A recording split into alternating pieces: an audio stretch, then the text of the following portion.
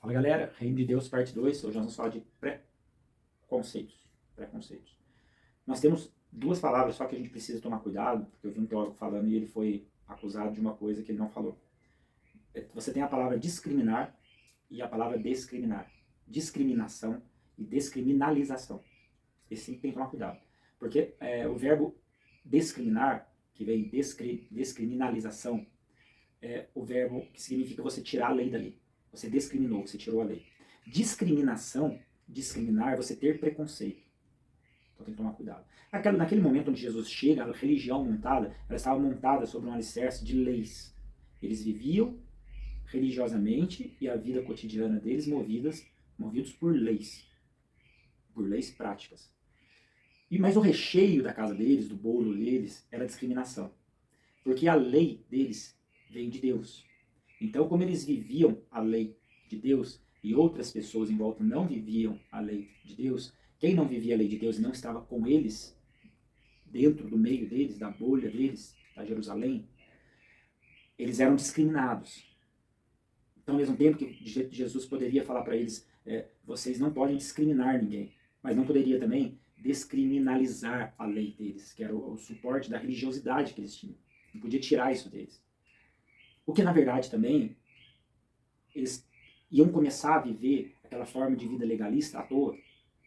Porque, a partir do momento da vinda de Jesus, que o sinal, quando ele morre, é o véu do templo se rasgar, naquele momento estava rasgando o ofício dos sacerdotes e dos fariseus. Estava rasgando aquilo. Como se estivesse dizendo assim, ok, até aqui Deus moveu vocês pela lei. Agora, a lei não é mais escrita em tábuas para você viver. A lei está no seu coração. É um pouquinho mais difícil que isso. Quer dizer o seguinte, que você pode até levar o animal para ser morto pelo seu pecado. O problema não é você levar o animal e ele ser morto pelo seu pecado e você sair satisfeito. O problema é você se arrepender do que você fez. E tentar não levar mais animal lá. De uma forma ou de outra, depois da vinda de Jesus e do novo ciclo que começou no Antigo Testamento, com a descida do Espírito Santo, com a igreja primitiva se formando, o ofício de sacerdote, de fariseu, ali ele se perdeu e nós brincamos que eles foram demitidos, né? Pois bem, o reino de Deus vence preconceitos. Os fariseus eram recheados de preconceito. Eles tinham preconceito de tudo que estava fora, em volta deles. Tinham preconceito de tudo. Não podia tocar em nada. Não podia conversar com pessoas. Não podia entrar em alguns lugares, regiões. Tudo. Tudo era separado. Santo e sagrado, profano. E isso fazia com que eles discriminassem pessoas. E para eles era certo discriminar pessoas. Quando Jesus conta uma parábola, ele faz uma pintura, uma tela de um bom samaritano. E isso foi difícil dos fariseus ouvirem. É por causa disso que tem muita coisa que a gente fala hoje que é difícil das pessoas ouvirem. É muito difícil. Porque o samaritano, para o judeu, era imundo. Era imundo. Ele se achava um judeu. Ele era imundo para isso. Porque o samaritano se achava um judeu. Só que a linhagem do samaritano foi comprometida com outras linhagens. Eles se contaminaram. Não por culpa deles, mas falando no outro vídeo, por culpa da invasão assíria. Então eles se contaminaram, perderam a linhagem. Que o judeu era muito rigoroso em relação a isso. Você tinha que ter a linhagem da sua família. Não distante disso, no Antigo Testamento, no livro de Esdras, tiveram que mandar as famílias embora. As famílias que não eram da linhagem judaica desde o começo, que se contaminaram naquele momento ali, tiveram que mandar embora.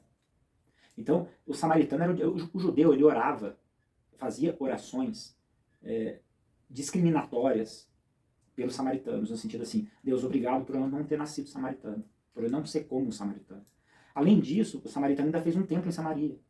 E isso foi realmente o caos para o relacionamento entre os dois povos. Eles não entravam em Samaria, eles não passavam por Samaria, era uma terra imunda.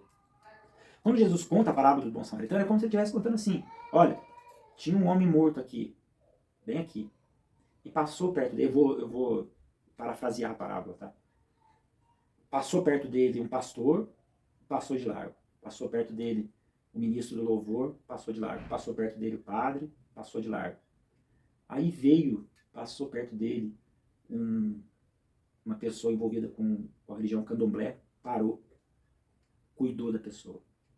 Levou a pessoa para a estalagem, cuidou dela, deu dinheiro, pagou, cuidou dela.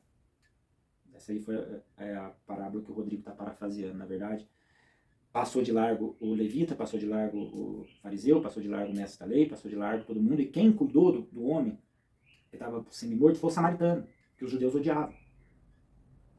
E a parábola que Jesus contou do bom samaritano era uma resposta a um mestre da lei que queria saber como é que ele herdava a vida eterna. Aí Jesus conta essa parábola. E aí você tem o circo armado, porque o que Jesus está falando? Gente, vocês estão passando de largo em relação aos necessitados. A religião de vocês fechou vocês. Vocês não olham mais para o mundo ao redor. Vocês estão fechados com vocês.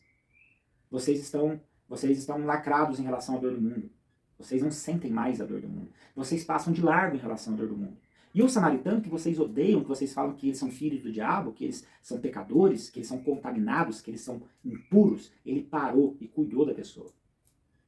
Então realmente era uma coisa assim que os fariseus, tudo que Jesus falava deixava os fariseus com um pouco de raiva, de ódio, né?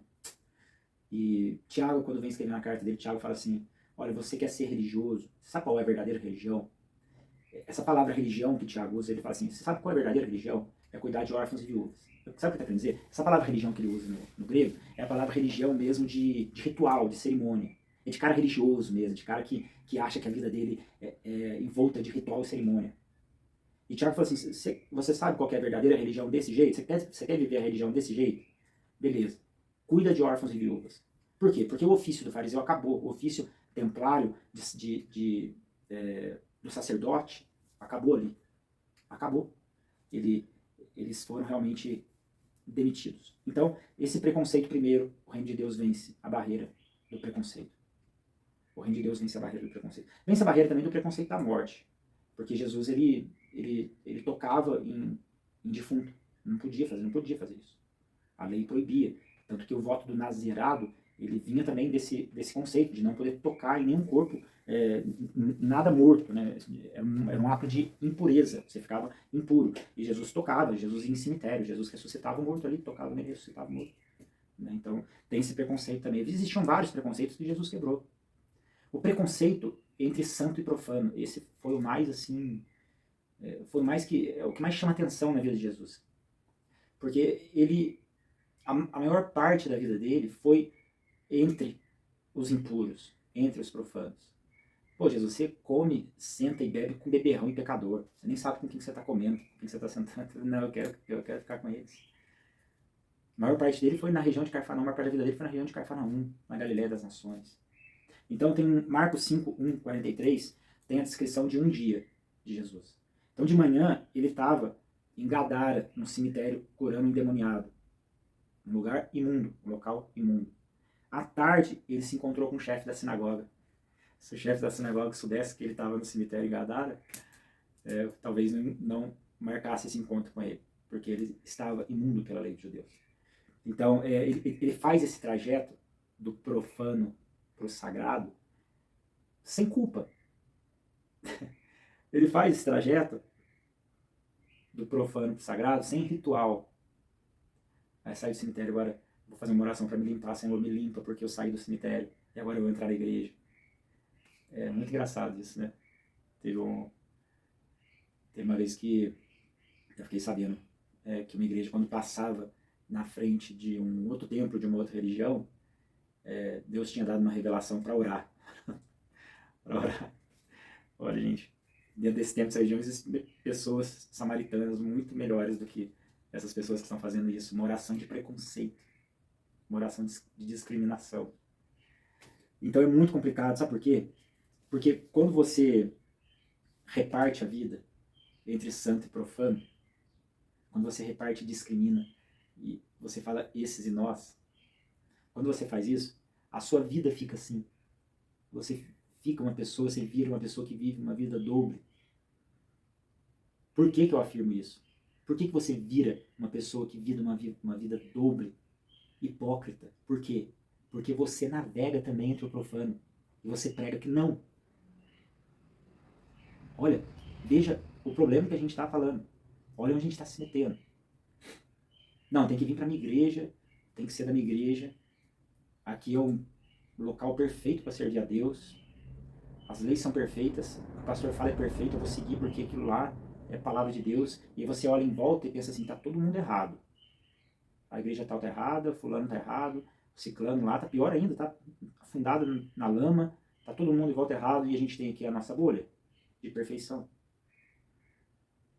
Mas você não sabe que se você fizer isso, essa separação, se você fizer essa separação, você está vivendo essa separação, porque você navega entre esses dois ambientes. Você acha que você vive no ambiente santo, mas você transita pelo profano. Então você é um hipócrita.